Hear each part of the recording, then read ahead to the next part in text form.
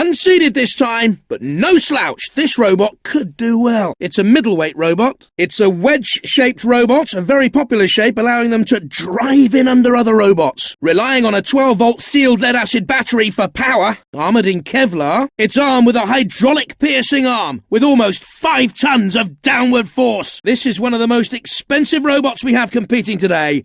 Nothing was too good for this team. This robot isn't seeded, but is well fancied in the pits. Could be the dark horse of the tournament. It's a lightweight robot. This wedge shape, very popular among our roboteers, gives them the advantage of being able to get in underneath and tip opponents, of course. Powered by a 12-volt nickel-cadmium battery pack, armoured in polycarbonate. It's armed with a lawnmower blade powered by a 2-stroke petrol engine. It has a 3-pronged titanium spike allowing it to ram and defend from 3 angles. No expense spared on this robot. Let's hope the results live up to expectations, or someone's going to want a refund. And just look at the pipes. Obviously lots of technical wizardry going on in there. Or is it all illusion? Great things are expected from this robot, seeded as it is, first in the competition. It's a super heavyweight category robot. A 24-volt sealed lead-acid battery, the power behind this robot. Armoured in aluminium, can this light armour stand up to the punishment here in the arena? The team also say that a huge amount of money's been spent building this robot. Let's see how that helps in the arena then. This robot is seeded 5th and is likely to be a serious contender. It's a super heavyweight contender, powered by a 24-volt sealed lead-acid battery, shielded with heavy steel. Cost an absolute fortune to build this robot. Let's hope it was worth it for them.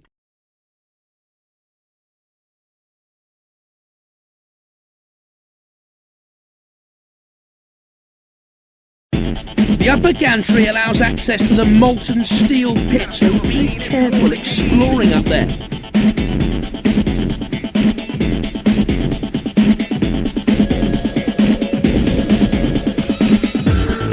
These conveyor belts lead up to the upper gantry.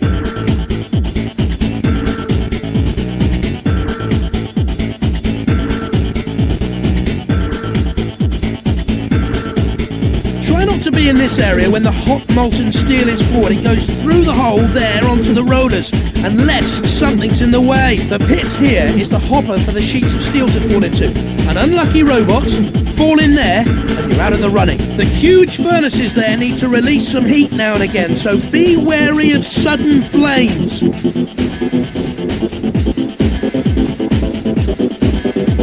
Watch out for the CPZs, otherwise you might come face to face with the house robots.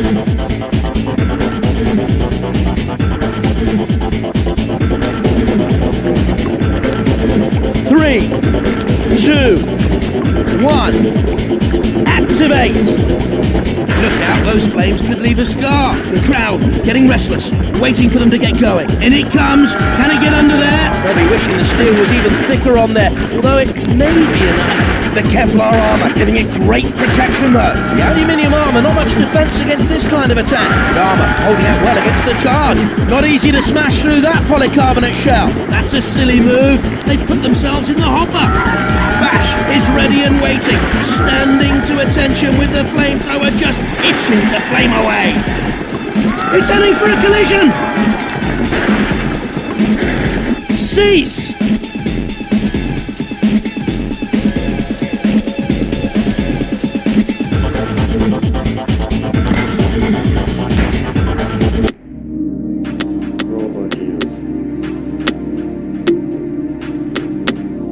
Prepare yourself.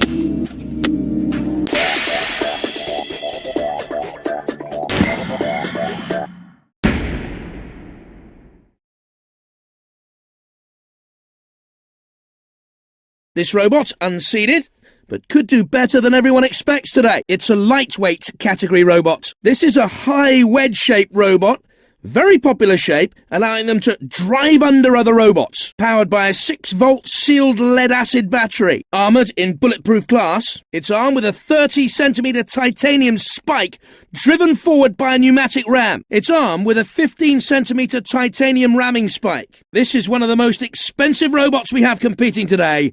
Nothing was too good for this team. Not seeded in this competition, but this robot has the capability to cause a few upsets and surprises. It's a middleweight category robot. This robot, one of the box wedge designs, a variation on the old favourite, as you can see. Powered by a 12-volt sealed lead-acid battery, shielded with aluminium. It has a short ramming spike, long enough to cause some damage to the unwary though. A relatively cheap robot this one as well, showing you can still compete in Robot Wars on a budget. If it can't win, maybe it'll just arrest the other robots for dangerous driving.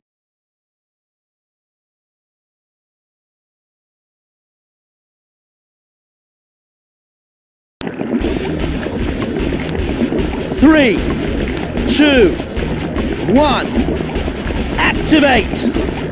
Those flames will toast them if they're not careful. They want to avoid that hopper if they have their wits about them. Hard to make an impression on the polycarbonate, it's very tough. The steel taking the punishment well so far. Tough steel armour, making it harder to cut into, of course. The aluminium shell, very flimsy protection against this onslaught. In they go!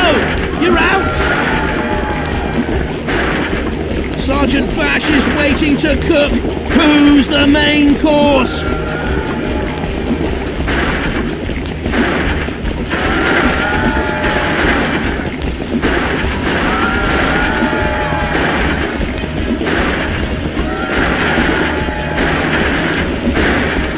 Cease!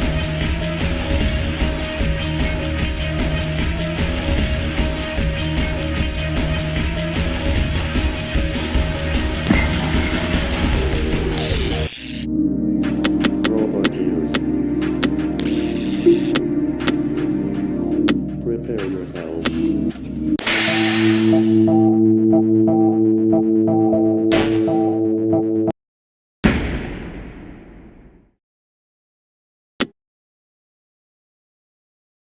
This is the 6th seed. Could be one to watch out for. It's a super heavyweight competitor. It's shaped like a kind of domed wedge, relying on a 12-volt sealed lead-acid battery for power, covered in steel, and very resilient to being cut or burnt. It's armed with a custom-made carbon steel cutting disc, which the team claims will cut through almost anything. No expense spared on this robot. Let's hope the results live up to expectations, or someone's going to want a refund. Shouldn't miss anything with those powerful headlights. Could come in handy in the right circumstances. A bit of a disco diva with the flashing lights.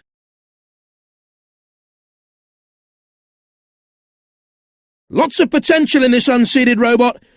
Could be one to look out for. It's a super heavyweight robot. A 24-volt sealed lead-acid battery, the power behind this robot. Covered in heavy steel. It's armed with a pair of menacing pincers. They can get a very firm hold if you get caught in there. The team also say that a huge amount of money's been spent building this robot. Let's see how that helps in the arena then. This robot is unseeded, but still could be one to keep your eye on. It's a middleweight contender. A slightly unusual domed wedge shape to this robot. That's interesting. A 12-volt nickel-cadmium battery pack gives this robot all the power it needs. Armoured in Kevlar, difficult to pierce this material. It's armed with a hardened steel circular saw powered by the petrol motor from a garden strimmer. It has a custom-made carbon steel cutting disc which spins at an incredible 12,000 revs per minute. It's armed with a 15cm titanium ramming spike. Cost an absolute fortune to build this robot. Let's hope it was worth it for them. Unseeded, but certainly not out of the running for the title. Anything can happen here. It's a lightweight contender. Unseeded this robot, but showing a lot of potential. No expense spared on this robot. Let's hope the results live up to expectations, or someone's going to want a refund. It's a super heavyweight category robot. It's shaped like a kind of domed wedge, powered by a 5-horsepower, 4-stroke petrol engine. The steel gives it quite resilient armour, especially against flames and cutters, of course. It's armed with a set of small electric lifting spikes, powered by a lorry windscreen wiper motor. It has a 3-pronged ramming spike for triple the trouble. Nice finishing touch with the Van de Graaff balls on this robot. Yeah, let's hope they give us some real shocks too. On good form lately, as you can see by the 5th seed placing. Looking for good things from this robot here today.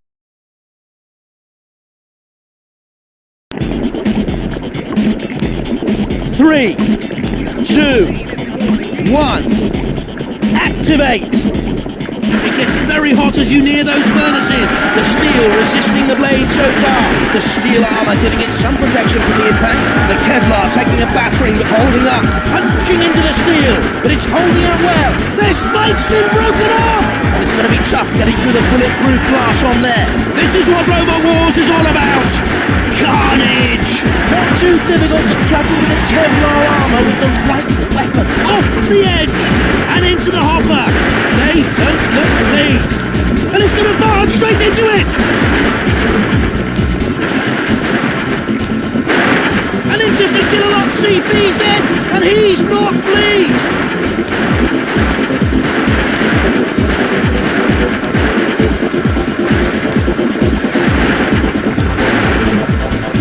Pushed into Sergeant Bash. He could be toast.